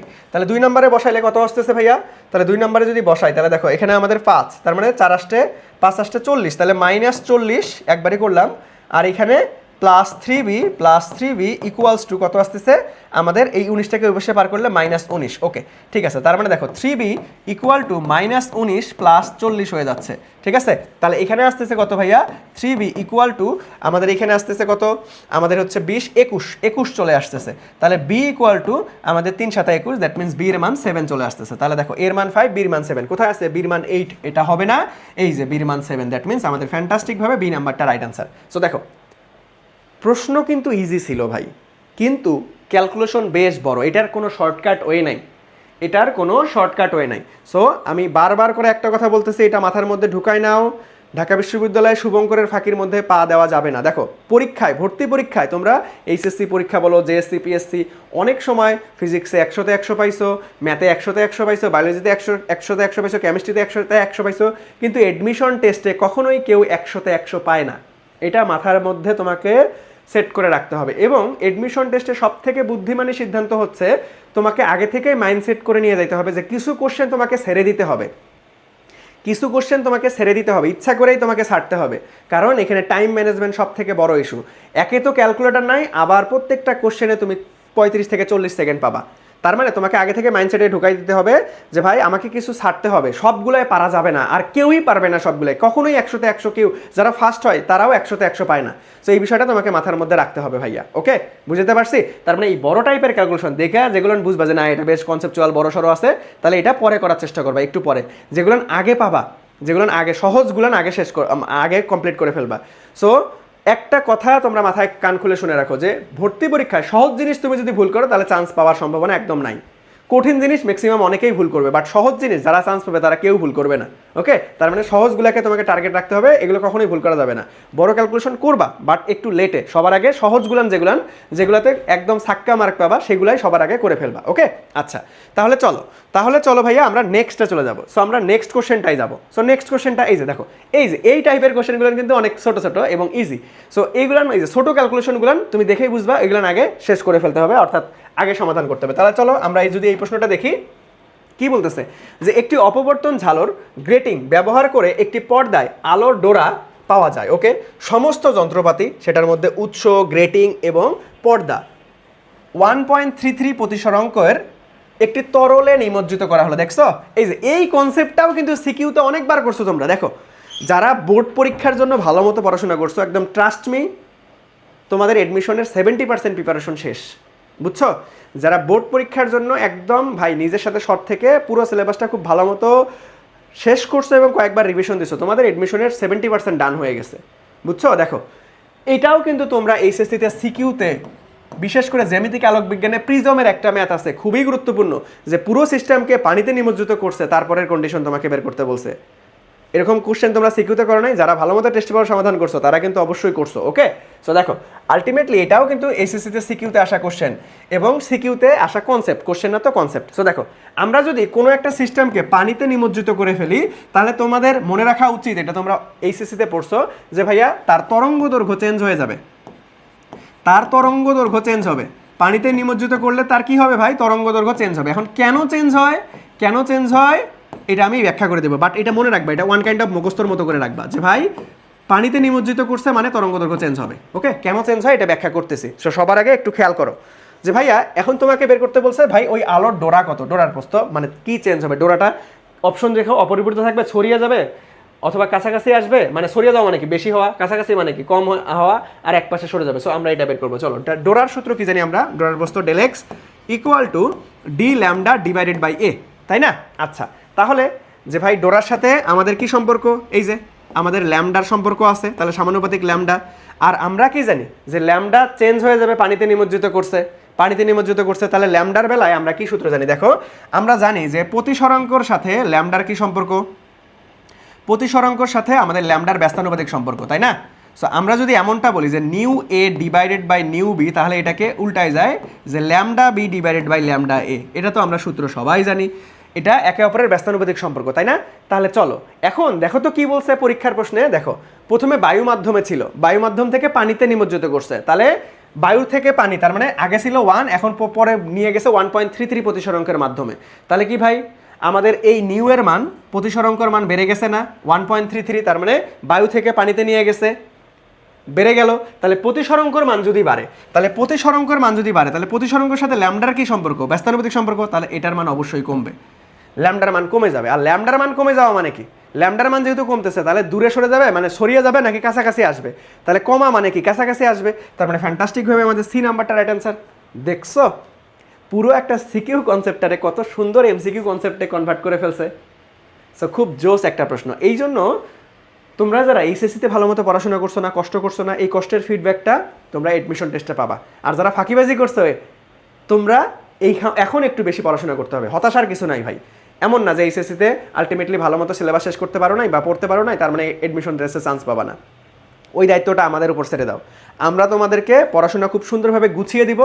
তোমার কাজ থাকবে যে ভাইয়া আমরা যা পড়াচ্ছি, যেভাবে বলতেছি সেভাবে প্র্যাকটিস করা, বাসায় পড়াশোনা করা এবং আমাদের ক্লাস রেগুলার নিয়মিত করা। আমাদের ভার্সিটি এ ইউনিট ব্যাচে আমরা তোমাদেরকে একদম ধরে ধরে শেখাবো। যাদের বেসিক দুর্বল, কোনো প্যারা খাওয়ার দরকার নাই, আমরা তোমাদেরকে একদম শুরু থেকেই শুরু করাবো ইনশাআল্লাহ। ওকে, সো আমরা খুব সুন্দর মতো এই কোশ্চেনটা দেখে ফেললাম। তাহলে চলো আমরা নেক্সট কোশ্চেনে চলে যাই। সো নেক্সট কোশ্চেনটা আমাদের উদ্দেশ্যে কি বলতেছে দেখো, খুব সুন্দর একটা প্রশ্ন কিন্তু এটা, যে একটি প্রোটনের গতিশক্তি এর মোট শক্তির 75%। ওকে ঠিক আছে, এর গতিশক্তিটা কি বলতেছে? মোট শক্তির 75%। তাহলে প্রোটনের দ্রুতি কত? দেখো খুবই সুন্দর কনসেপচুয়াল প্রশ্ন। দ্যাট মিনস ভির মান তোমাকে বের করতে বলছে। তাহলে আমাদের এই যে প্রশ্নে আমাদের এই লাইনটা আছে, এই লাইনটা নিয়ে কাজ করবো। চলো তাহলে এখন প্রশ্ন মতো আমরা বলতে পারি যে প্রোটনের গতিশক্তি মোট শক্তির এত %। দ্যাট মিনস গতিশক্তি ই ইকুয়ালস টু মোট শক্তির, মানে গতিশক্তি ই কে ইকুয়ালস টু মোট শক্তির কত %? 75%। তার মানে 75%-এর আমাদের ইন্টু আমাদের এই যে কি হবে, মোট শক্তির এত %। ওকে ঠিক আছে, গতিশক্তিটা কি হবে? আমাদের মোট শক্তির 75%। তাহলে প্রোটনের গতিশক্তি নির্ণয় সূত্র কি ভাইয়া? আমরা সবাই জানি যে E equal to M minus M naught into C square, তাই না? ইকুয়াল টু, তাহলে 75%কে ভাঙো, 75 ডিভাইডেড বাই 100। আর গতিশক্তির মোট শক্তি নির্ণয় সূত্র কি? যে ভাইয়া এম সি স্কোয়ার। ওকে ঠিক আছে, তাহলে দেখো কাটাকাটি করা যায়, সি স্কোয়ার ক্যান্সেল আউট করে দাও। তাহলে এইখানে আবার একটু কাটাকাটি করে ছোটো করো, তার মানে 3 25 75, 4 25 100। তাহলে এই 3/4 এম, আর এখানে আছে এম মাইনাস এম নট। তাহলে এই 4টাকে এই পাশে গুণ করে দিলাম, তাহলে মানে 4m মাইনাস আমাদের 4m not. Okay equals to আমাদের 3m। ওকে তাহলে এই 3mটাকে এই পাশে পার করো, তার মানে শুধুমাত্র m থাকতেছে এইখানে, আর আলটিমেটলি এটাকে পার করে দাও, ইকুয়াল টু 4m নট থাকতেছে। তার মানে এখান থেকে আমরা যদি m নটের মান বের করতে চাই, তাহলে 1 ডিভাইডেড বাই 4m আসতেছে। ওকে তাহলে চলো এখন এটাকে আমরা কি করব, আমাদেরকে ভেলোসিটি দ্যাট মিনস দ্রুতি, বেগের মান আনতে হবে, তাই না? ওকে তাহলে বেগ কেমনে আনবো ভাই? এই যে এমটারে ভাঙাও। আমরা আইনস্টাইনের আপেক্ষিকতা থেকে কি জানি ভাইয়া? যে ভর বৃদ্ধি। সো ভর বৃদ্ধির সূত্রটা কি জানি? চলো আমরা ফেলাই দিই, যে M naught equal to 1 divided by 4 যা আছে তাই রাখলাম। এখন এম এর জায়গায় কি লিখতে পারি? যে ভাইয়া ভর বৃদ্ধির সূত্র M naught divided by root over 1 minus V square divided by C square. আমরা সবাই আইনস্টাইনের আপেক্ষিকতা থেকে এটা জানি। তাহলে চলো এখন দেখো তো, এইখানে এম নট ক্যান্সেল আউট হয়ে যায়, আর এইখানে রুট ওভার সামথিং জিনিসটাকে এই পাশে পার করে দাও। তাহলে root over 1 minus V square divided by C square equal to আমরা কি লিখতে পারতেছি যে ভাইয়া 1 ডিভাইডেড বাই 4। তাহলে এখন এই পাশে রুট কাটা দিতে হবে, তাহলে উভয় পাশে বর্গ করো। তাহলে 1 minus V square divided by C square equal to 1 divided by 16। তাহলে এটাকে এই পাশে রাখো, V square divide by C square, তাহলে এই পাশে পার করে দাও। তাহলে 1 minus 1 divided by 16, that means আমাদের 15 ডিভাইডেড বাই 16। ওকে তাহলে আমরা ভি স্কোয়ার ইকুয়াল টু আমরা পাবো হচ্ছে 15 divided by 16 into C square. তাহলে আমাদের তো ভি স্কোয়ারের মান দরকার নেই, অতএব ভির মান, তাহলে এই বর্গটা আলটিমেটলি রুট করে দিব। তাহলে রুট ওভার 15 আর 16কে রুট করলে 4 হয়ে যাবে, আর সি স্কোয়ারকে রুট করলে সি হয়ে যাবে। তাহলে এইটাই আমাদের ফ্যান্টাস্টিকভাবে রাইট অ্যান্সার। দেখো খুব সুন্দর একটা কনসেপচুয়াল প্রশ্ন ছিল, যে root over 15 divide by 4 into C কোথায় আছে বাবা? এই তো ফ্যান্টাস্টিকভাবে এই নাম্বারটা রাইট অ্যান্সার। বুঝতে পারছো? খুব সুন্দর একটা কনসেপচুয়াল প্রশ্ন ছিল। ওকে তাহলে চলো আমরা নেক্সট কোশ্চেনে চলে যাবো ভাইয়া। নেক্সট কোশ্চেনটা দেখো, এই যে আইসিটির অংশ থেকে আসছে, বাট প্যারা নাই, সুন্দর মতো বুঝাচ্ছি। দেখো কি বলছে যে ভাইয়া সেমিকন্ডাক্টর ও ইলেকট্রনিক্স অধ্যায় থেকে, যে নিচের কোন বিবৃতিটি দুইটি ইনপুট বিশিষ্ট X or gate exclusive or গেটের জন্য সত্য হবে? দেখো সত্য না মিথ্যা এটা ভালো মতো খেয়াল করতে হবে। Exclusive or that means x or গেটের বেলায় আমরা ইনপুট আউটপুটের হিসাব যদি আসি, তাহলে 0 0 থাকলে আমরা কি পাই? যে ভাই 0ই পাই। আবার 0 1 থাকলে আমরা কি পাই? 1 পাই। আবার 1 0 থাকলে আমরা কি পাই? 1 পাই। আবার 1 1 থাকলে আমরা কিন্তু 0 পাই। ঠিক আছে, এটা হচ্ছে আমাদের এক্স অর গেটের একদম বেসিক। ঠিক আছে। সো এখন এই জিনিসটার দিকে একটু যদি তাকাও তাহলে অপশনগুলোতে একটু খেয়াল করি। চলো, উভয় ইনপুট এক হলে আউটপুট এক হবে। উভয় ইনপুট যদি এক হয়, কখনোই না, এটা তো মিলতেছে না। উভয় ইনপুট 0 হলে আউটপুট এক হবে, এটাও তো মিলতেছে না। এই যে সি নাম্বার অপশনটা দেখো, যে ইনপুটগুলো ভিন্ন হলে আউটপুট এক হয়, এটা কিন্তু মিলতেছে। দেখো আমি একটু তোমাকে দেখাই দিই কীভাবে মিলতেছে আসলে। যে ইনপুটগুলো ভিন্ন হলে আউটপুট এক হয়। দেখো আউটপুট যখন আমরা এক পাচ্ছি, দেখো একটা পাইছি কত 0 আর একটা পাইছি 1, তার মানে ভিন্ন। একটা পাইছি 1 আর একটা পাইছি 0, এটা হচ্ছে ভিন্ন। ভিন্ন পাচ্ছি ইনপুট, তাহলে আউটপুট পাচ্ছি কত 1। বাট এইখানে যখন দেখো একই জিনিস পাচ্ছি, তখন কিন্তু আউটপুট এক পাচ্ছি না, 0 পাচ্ছি। একই পাচ্ছি, তখন আউটপুট কিন্তু এক না, 0। তাহলে আমাদের ফ্যান্টাস্টিকভাবে কি নাম্বারটা রাইট অ্যান্সার? সি নাম্বারটা রাইট অ্যান্সার। ওকে, তাহলে চলো আমরা পরবর্তী কোশ্চেনে চলে যাব। সো পরবর্তী কোশ্চেনটা যদি আমরা একটু দেখার চেষ্টা করি, দেখো এই কনসেপ্ট থেকে ঢাকা বিশ্ববিদ্যালয়ের বিগত কয়েক বছর থেকে লাগাতার প্রশ্ন আসতেছে, বাট একটু ভিন্ন প্যাটার্নে, একটু হালকা হালকা করে চেঞ্জ করে দেয়। সো চলো আমরা আগে প্রশ্নটা পড়ি। দেখো কি বলছে, যে ভাইয়া x equal two E to the power minus 2t, আবার y equal to 2 cos 3t এবং z equal to 2 sin 2t দ্বারা বর্ণিত বক্রপথের একটি কণা ভ্রমণ করে। t ইকুয়াল টু 0 সেকেন্ড সময়ে, খুবই গুরুত্বপূর্ণ, t ইকুয়াল টু 0 সেকেন্ড সময়ে কণাটার বেগ কত হবে? তাহলে তোমাকে বেগ বের করতে বলছে। ভাই আমরা নর্মালি স্মরণের সমীকরণ দেওয়া থাকলে বেগ কেমনে বের করে? সবাই এটা জানি যে ভাইয়া আমরা যদি স্মরণকে একবার ডিফারেন্সিয়েট করি সময়ের সাপেক্ষে, তাহলে আমরা কি পাই? বেগ পাই। আবার যদি স্মরণ দিয়ে তোমাকে ত্বরণ বের করতে বলে, ঢাবিতে এরকম অনেকবার আসছে, সো ত্বরণও বের করতে বলতে পারে। একটু শিখাই দেই যে এ ইকুয়াল টু, তাহলে আমরা কি, যে স্মরণকে তখন দুইবার ডিফারেন্সিয়েট করতে হয়, তাহলে আমরা ত্বরণ পাই। আবার যদি বেগের সমীকরণ দেওয়া থাকে ত্বরণ বের করতে বলে, তাহলে আমরা বেগকে একবার ডিফারেন্সিয়েট করলে কিন্তু ত্বরণ পাই। তুমি ঢাকা বিশ্ববিদ্যালয়ের রিসেন্ট সালে যত প্রশ্ন আছে তুমি অ্যানালাইসিস করো, এই কনসেপ্ট থেকে, এই ডিফারেন্সিয়েশন থেকে আলটিমেটলি বেগ বের করা, ত্বরণ বের করা প্রশ্ন আসছেই আসছে। আবার এখান থেকে এখন পর্যন্ত ঢাবিতে আসে নাই, বাট আমি আশাবাদী এবারের হয়তো আসতে পারে। সেটা কীরকম আসবে? এই কোশ্চেনটা দেখো, তোমাকে যদি স্মরণ বের করতে বলে তখন কি হয়? তাহলে স্মরণ বের করার সূত্র x equal to integration of V DT. তো তোমার যদি বেগের সমীকরণ দেওয়া থাকে, তখন কিন্তু তুমি সময়ের সাপেক্ষে ইন্টিগ্রেশন করে স্মরণ বের করতে পারবা, উল্টা প্রসেস। তাহলে এই যে কয়েকটা সূত্র লিখে দিলাম না, আমি তোমাকে 100% অ্যাসিউরিটি দিচ্ছি যে ভাই কোনো না কোনো বিশ্ববিদ্যালয় ভর্তি পরীক্ষায় এই কয়েকটা কনসেপ্ট থেকে 100% প্রশ্ন আসবে ইনশাল্লাহ। মিলাই নিও তোমরা কথা। ওকে, সো চলো এখন আমরা প্রশ্নটা পড়ি একটু। তাহলে বেগ বের করতে বলছে, এখানে আবার কয়েকটা সমীকরণ দেওয়া আছে বক্রপথ যেহেতু।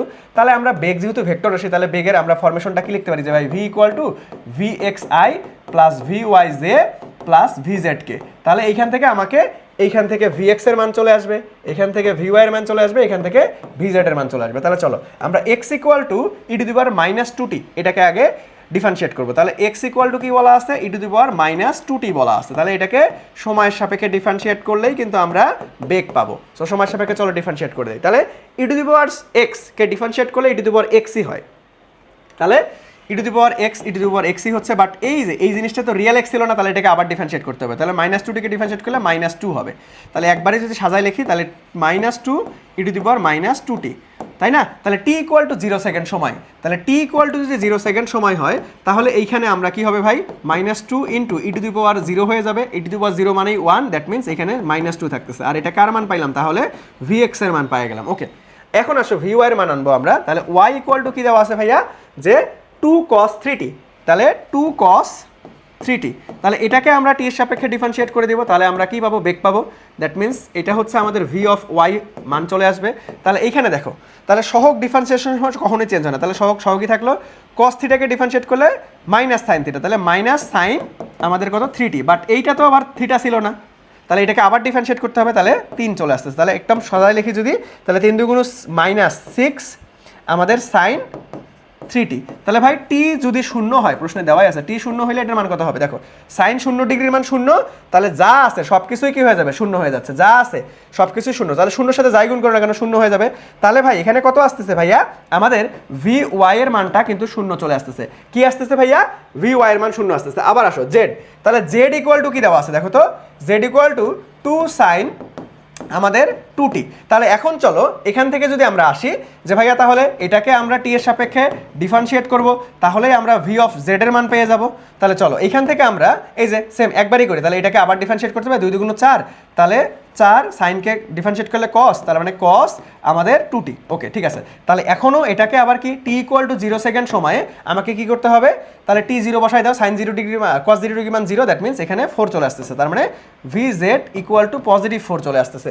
তাহলে অতএব আমরা বেগের যে ফাইনাল সমীকরণ, তাহলে v = vxi plus vyj plus vzk বসাই দাও এখন মানগুলার। তাহলে v = vx এর মান কত ছিল বাবা, vx এর মান ছিল হচ্ছে আমাদের কত, এই যে 2 -2, তার মানে -2i। আবার vy তো 0 লেখার দরকার নাই, vz কত, vz হচ্ছে 4, তার মানে প্লাস আমাদের 4k। সো আমাদের -2i + 4k এটাই হচ্ছে উত্তর। সো দেখো তো কোনটা মিলতেছে, যে -2i + 4k, -2i + 4k, -2i + 4k, that means ফ্যান্টাস্টিকভাবে কে নাম্বার, এ নাম্বারটা রাইট আনসার। বুঝছো?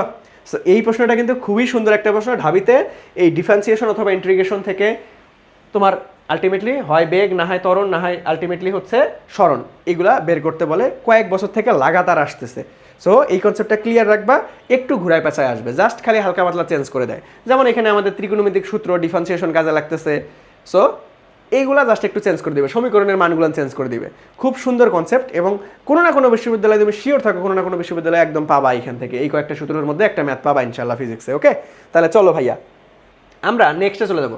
সো নেক্সট কোশ্চেনটা দেখো, এই কোশ্চেনটা খুব সুন্দর, তোমার যদি একদম বেসিক কনসেপ্ট ক্লিয়ার থাকে তুমি 1 সেকেন্ডে এটা উত্তর করতে পারবা, জাস্ট পড়বা, অ্যান্সার করে দিবা। দেখো আমরা আগে প্রশ্নটা পড়ি, কি বলছে দেখো তো ভাইয়া, যে নিচের কোনটির এ থেকে ই বিন্দুতে, তাহলে এ থেকে ই বিন্দুতে, তাহলে দেখো এই যে এই পাশেরটা এ, এই পাশেরটা ই, সবগুলাতে এ ই, মানে একদম এই কোনা এই কোনা, কোনা কোনা বোঝাচ্ছে এ ই। ওকে ঠিক আছে, তাহলে এ থেকে ই বিন্দু পর্যন্ত একটি গোলকের ববের ত্বরণ সবচেয়ে ভালো মতো করা আছে। তাহলে মানে একটা বব ধরো এইভাবে কি করতেছে, দুলতেছে। এখন তোমাকে ত্বরণের কোনটা সম্পর্ক একদম অ্যাকচুয়াল সঠিকভাবে প্রকাশ করতেছে, এটাই তোমাকে বের করতে বলছে। ওকে আচ্ছা, তাহলে আমরা কি জানি ভাইয়া, পর্যায়বৃত্ত গতিতে খুব সুন্দর একটা লাইন পড়ছি, অনেক ছোট্ট একটা লাইন এবং অনেক গুরুত্বপূর্ণ। সেটা কি, যে ভাইয়া ত্বরণ সরণের সমানুপাতিক কিন্তু বিপরীতমুখী। এইটা তোমাদের মেডিকেলে, এই কি হলো, এই লাইনটা মেডিকেলে অনেকবার আসছে, বাট ঢাকা ইউনিভার্সিটিতে দেখো একটু কনসেপচুয়ালভাবে গ্রাফিক্যালি দিছে। সেটা কেমন দেখো, তার মানে সরণ যেই দিকে হবে ত্বরণ তার বিপরীত দিকে আসবে, অথবা ত্বরণ যেদিকে কাজ করবে সরণ তার বিপরীতে আসবে। ওকে, তাহলে দেখো আমাদের এখানে চিত্রগুলান দেখো, একটু তোমাদের ক্যামেরা হয়তো বুঝতে অসুবিধা হচ্ছে। দেখো এটা কিন্তু ডাইরেকশন এই দিকে দেওয়া ছিল, এইদিকে দেওয়া ছিল। সো ত্বরণ সরণের ডাইরেকশন এইদিকে হবে, এটা মোস্ট অ্যাপ্রোপ্রিয়েট না। আবার দেখো এইখানে যদি আমরা আসি যে ভাই সবগুলাই একই দিকে, তাহলে এই দিকে এটা ডাইরেকশন, এটা এই দিকে ডাইরেকশন, তাহলে সব করাই একই দিকে ডাইরেকশন না। এইটার বেলায় আসো, দেখো এটা হচ্ছে সাম্যবিন্দু x = 0। দেখো যখন এই দিকে যাচ্ছে তার মানে সরণ কোন দিকে হচ্ছে, এই দিকে হচ্ছে, তাহলে ত্বরণটা দেখো এই যে বিপরীত দিকে কাজ করতেছে, এটা এই চিহ্ন। আবার যখন এই দিকে আসতেছে তাহলে সরণ হচ্ছে এই দিকে, তাহলে ত্বরণ কোন দিকে কাজ করবে, তার বিপরীত দিকে, তাহলে দেখো এই যে বিপরীত দিকে, বুঝছো? তার মানে এখানে ত্বরণ সরণের সমানুপাতিক কিন্তু বিপরীতমুখী। So most appropriate right answer হচ্ছে আমাদের সি নাম্বারটা। দেখো একটা লাইন তুমি যদি প্রশ্নের কনসেপ্টটা ধরতে পারো ভাই, একটা প্রশ্ন বিভিন্ন ওয়েতে সমাধান করা যায়, বাট তুমি যদি কনসেপ্ট ক্লিয়ার থাকে তাহলে তুমি খুব সহজেই অ্যান্সার করতে পারবা। বুঝতে পারছো? তাহলে চলো আমরা নেক্সটে চলে যাব। নেক্সট কোশ্চেনটা কি বলা আছে ভাইয়া, একটু দেখার চেষ্টা করি, যে 1.1 মিটার দীর্ঘ ও 2.0 সেন্টিমিটার ব্যাস, এই যে আমরা যখন তাড়াহুড়া করি বাবা, এই ব্যাসটাকে আমরা ব্যাসার্ধ ভাইবা বৈশা থাকি না, একটু ঠান্ডা মাথায় ক্যালকুলেশন করতে হবে। দেখো ব্যাস বিশিষ্ট একটি আনুভূমিক রডের এক প্রান্ত একটি দেয়ালের সাথে সুদৃঢ়ভাবে আটকানো আছে, রডটির উপর প্রান্তে 13.4 কেজি, ওকে ঠিক আছে, 31.4 কেজি ভর ঝুলাতে এর কৌণিক বিস্তৃতি, দ্যাট মিনস থিটার মান দেওয়া আছে কত, 0.01 রেডিয়ান হলো। তাহলে রডটির উপাদানের দৃঢ়তা গুণাঙ্ক, ভাই এই দৃঢ়তা গুণাঙ্ক অনেকগুলো নাম আছে, কাঠিন্যের গুণাঙ্ক। ওকে, সো ইটার মান বের করতে বলছে। ওকে আচ্ছা, তাহলে দৃঢ়তা গুণাঙ্ক, তাহলে আলটিমেটলি আমরা কি জানি যে ভাইয়া পীড়ন F/A/ ultimately theta.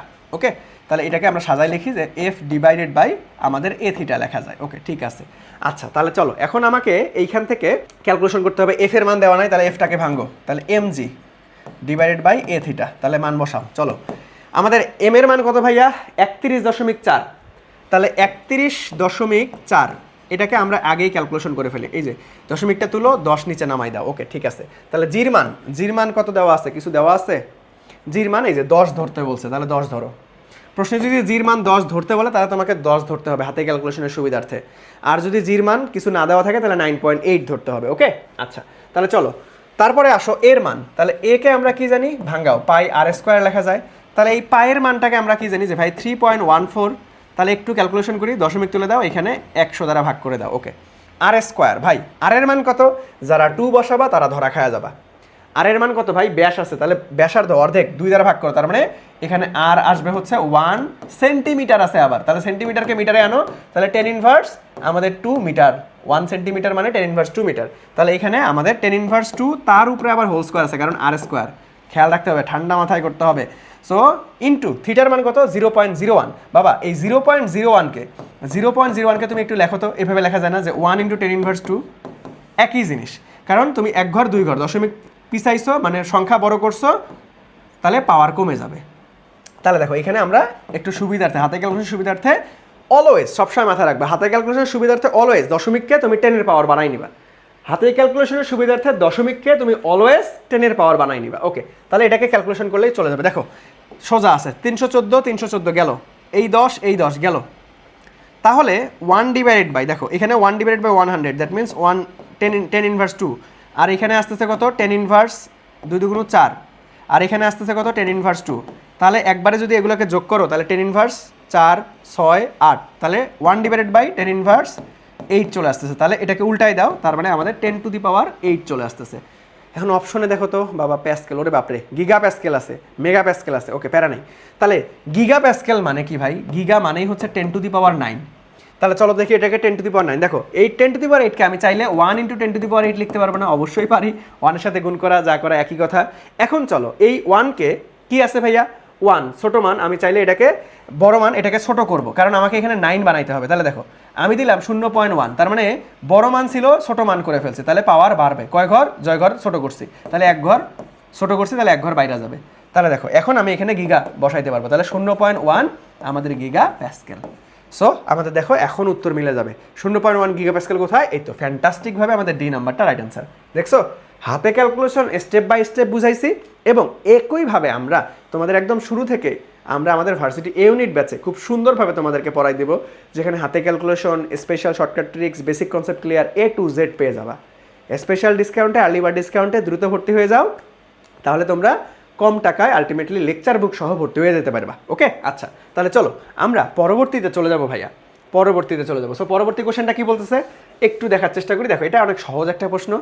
So Dhaka university physics question এমনই থাকবে, কিছু প্রশ্ন থাকবে বেশ কনসেপচুয়াল সময় সাপেক্ষ, আর কিছু প্রশ্ন থাকবে অনেক সহজ। ওকে, সো কি বলতেছে যে ভাইয়া একটি বুলেট সোজা উপরের দিকে, দেখো এটা একটা কনসেপ্ট, একদম সোজা উপরের দিকে, সোজা উপরের দিকে মানে কি রে, একদম আলফার মান বা থিটার মান এখানে 90 ডিগ্রি, খাড়া উপরের দিক, সোজা উপরের দিক মানে 90 ডিগ্রি, নিক্ষিপ্ত করা হলো, 10 সেকেন্ড পর তার প্রারম্ভিক বিন্দুতে ফিরে আসে। তার মানে দেখো এইভাবে নিক্ষেপ করছে, সে গেছে গেছে সর্বোচ্চ উচ্চতা থেকে আবার ফিরে আসছে, তাহলে এই পুরো সময়টাকে আমরা কি জানি পর্যায়কাল। তাহলে এটার মান দেওয়া আছে কত ভাই 10 সেকেন্ড। ওকে, আচ্ছা তাহলে বুলেটের চূড়ান্ত গতি কত বায়ুর বাধা উপেক্ষা করে, তাহলে চূড়ান্ত গতি, দ্যাট মিনস আমাদের হচ্ছে চূড়ান্ত গতি কত, তাহলে ইউ এর মান তোমাকে বের করতে বলছে। ওকে, তাহলে দেখো আমরা খাড়া উপরের দিকে নিক্ষেপ করলে পর্যায়কালের সূত্র কি জানি যে ভাইয়া 2u ডিভাইডেড বাই জি, খাড়া উপরের দিকে তখন আর সাইন 90 ডিগ্রি মান আমরা কত জানি 1, আর লিখলাম না।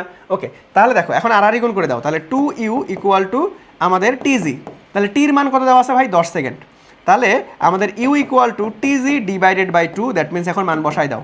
তাহলে ভাইয়া 10 আর 9.8 ডিভাইডেড বাই 2, 5 দুগুণ 10, তাহলে 5 আর 9.8 গুণ করলে 49 হয়। দেখো এটা কেন আমি মুখস্থ বসাইলাম, হাতে ক্যালকুলেশনের জন্য তোমাকে বেশ কিছু জিনিস মুখস্থ রাখতে হবে। যেমন আমি তোমাকে যদি বলি √2 মান কত, এটা সবসময় মনে রাখতে হবে 1.41। আমি যদি বলি √3 এর মান কত 1.7, হাতে ক্যালকুলেশনের জন্য বেশ কিছু মান মুখস্থ রাখতে হবে।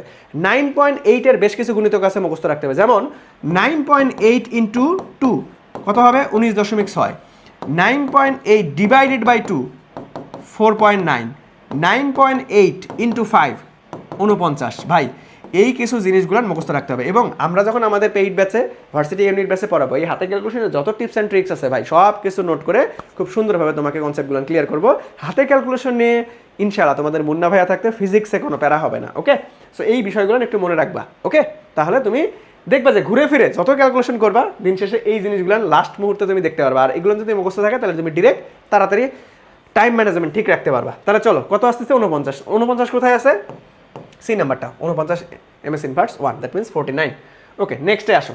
সো আমাদের 24-25 সেশনে আসা একদম লাস্ট কোশ্চেনটা দেখে আমরা কি বলতেছে, কি বলছে যে ভাইয়া একটি তাপগতীয় সিস্টেমকে দুটি ভিন্ন পথে, দেখো এই যে এইখানে হচ্ছে কি ওয়ার্ড আছে, একটি তাপগতীয় সিস্টেমকে দুটি ভিন্ন পথে এ অবস্থা থেকে বি অবস্থায় আনা হলো।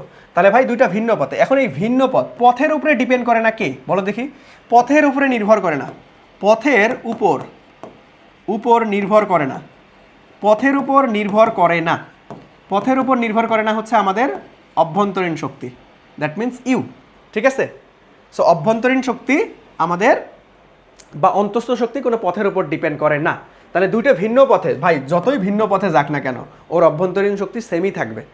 ঠিক আছে, ও আলটিমেটলি পথের উপর ডিপেন্ডই করে না। তাহলে কি বলছে দেখো, এ থেকে বি অবস্থায় নিয়ে আসা হলো, এই দুই পথের তাপ শোষণ এবং সিস্টেম কর্তৃক তাপকৃত কাজ Q1 Q2 W1 W2 দেওয়া আছে। কোন প্রক্রিয়ার জন্য, এই প্রক্রিয়ার জন্য নিচের কোনটা সঠিক সেটাই বের করতে বলছে। ওকে, আচ্ছা তাহলে আমরা যেহেতু ভিন্ন পথে গেছে তাহলে আমাদের কি ভাই অন্তঃস্থ শক্তি বা অভ্যন্তরীণ শক্তি যাই বলো না কেন এটা তো সেম থাকবে, কারণ পথের উপর ডিপেন্ড করে না। তুমি এরকমভাবেও দিতে পারো অথবা DU1 = DU2 এভাবেও দিতে পারো, প্যারা নাই, একটা লিখলেই হয়। ওকে, তাহলে ক্লোজনেসের সমীকরণ কি জানি ভাই আমরা, যে DQ = DU প্লাস আমাদের হচ্ছে DW, তাই না? তাহলে দেখো এখন আমরা DU = কি লিখতে পারবো ভাইয়া, দেখো তো যে ভাইয়া DQ minus DW, that means এইখানে আমরা Q মাইনাস W বলতে পারতেছি। ওকে, তাই না? আচ্ছা তাহলে দেখো, তাহলে আমরা U1 এর জায়গায় কি লিখতে পারবো, যে ভাইয়া আমাদের Q1 মাইনাস W1, আর U2 জায়গায় বা DU2 জায়গায় কি লিখতে পারবো, যে ভাইয়া Q2 মাইনাস W2, তাই না? দেখো তো এটা কোথায় আছে, এই যে বাবা প্লাস হবে না, minus Q1 minus ultimately W1 = Q2 minus W2। So আমাদের ফ্যান্টাস্টিকভাবে রাইট অ্যান্সার ডি নাম্বারটা, দেখছো? সো আমরা এই 24-25 সেশনের যে কোশ্চেনগুলো দেখলাম, সো এইখানে আমি তোমাকে শুরুতেই বলছিলাম যে এই সেশনের কোশ্চেন মোটামুটি খুবই স্ট্যান্ডার্ড ছিল, বেশ কিছু বড় বড় ক্যালকুলেশন টাইপের ম্যাথ ছিল। সো এইখানে সব থেকে বুদ্ধিমানী সিদ্ধান্ত হচ্ছে বড় টাইপের ক্যালকুলেশন থাকলে সেগুলোকে একদম শেষে ক্যালকুলেট করা। ওকে, নাহলে টাইম ম্যানেজমেন্ট জীবনে কুলাইতে পারবা না। সহজ জিনিসগুলো আগে তোমাকে ইনশিওর করতে হবে যে না ভাই সহজ জিনিস আমাকে 100% কারেক্ট করতে হবে। তুমি যদি সোজা জিনিস ভুল করো তাহলে বিশ্ববিদ্যালয় ভর্তি পরীক্ষার জীবনও চান্স পাবা না, কারণ সহজ জিনিস যারা ভুল করবে না তারাই চান্স পাবে, আর যারা কঠিন জিনিস ভাই ওটা ম্যাক্সিমাম অনেকেরই ভুল হইতে পারে, সহজ জিনিস কখনো ভুল করা যাবে না, এটা মাথায় রাখবা। 3 স্টেপে পরীক্ষা দিবা, প্রথমে একদম থিওরি টাইপ যেগুলো মুখস্থ বসানো যাবে, পরবর্তীতে ছোটো ছোটো ক্যালকুলেশন, আবার সবার শেষে বড় ক্যালকুলেশনে হাত দিবা। ওকে, সো আমরা যদি পরবর্তীতে দেখি যে পরবর্তীতে আলটিমেটলি আমি অলরেডি তোমাদেরকে বলে দিচ্ছি আমাদের আইএডুকেশন থেকে এইচএসসি 26 ব্যাচের জন্য ভার্সিটি এ ইউনিট ব্যাচ, যেটা ভার্সিটি প্রিপারেশনের জন্য one step solution already launch হয়ে গিয়েছে, যেখানে একটা কোর্সের মধ্যে আমরা সকল বিশ্ববিদ্যালয়ের বিজ্ঞান ইউনিটের প্রস্তুতি কাভার করবো ইনশাল্লাহ। আর্লি বার্ড ডিসকাউন্ট চলতেছে, মাত্র 2999 টাকায় আমাদের ফিজিক্স, কেমিস্ট্রি, ম্যাথ, বায়োলজি এই বইগুলো সহ তুমি ভর্তি হতে পারবা। ভর্তি হওয়ার সাথে সাথেই তোমার বই তোমার বাসায় কুরিয়ার করে পাঠিয়ে দেওয়া হবে। ওকে, সো আজকের ক্লাসটা এই পর্যন্তই। যারা কোর্সে ভর্তি হো নাই দ্রুত আর্লি বার্ড ডিসকাউন্টে ভর্তি হয়ে যাও। ভর্তি হতে আমাদের আইএডুকেশন ফেসবুক পেজে মেসেজ করতে পারো, অথবা হটলাইন নাম্বারে যোগাযোগ করতে পারো, অথবা আমাদের ওয়েবসাইট থেকে ডিরেক্ট ভর্তি হয়ে যেতে পারো। ওকে, সো আজকের ক্লাস এই পর্যন্তই, দেখা হবে নেক্সট আরেকটা সেশনে ঢাকা ইউনিভার্সিটি প্রশ্ন সমাধান সিরিজে। সবাই ভালো থাকো, সুস্থ থাকো, আল্লাহ হাফেজ, আসসালামু আলাইকুম।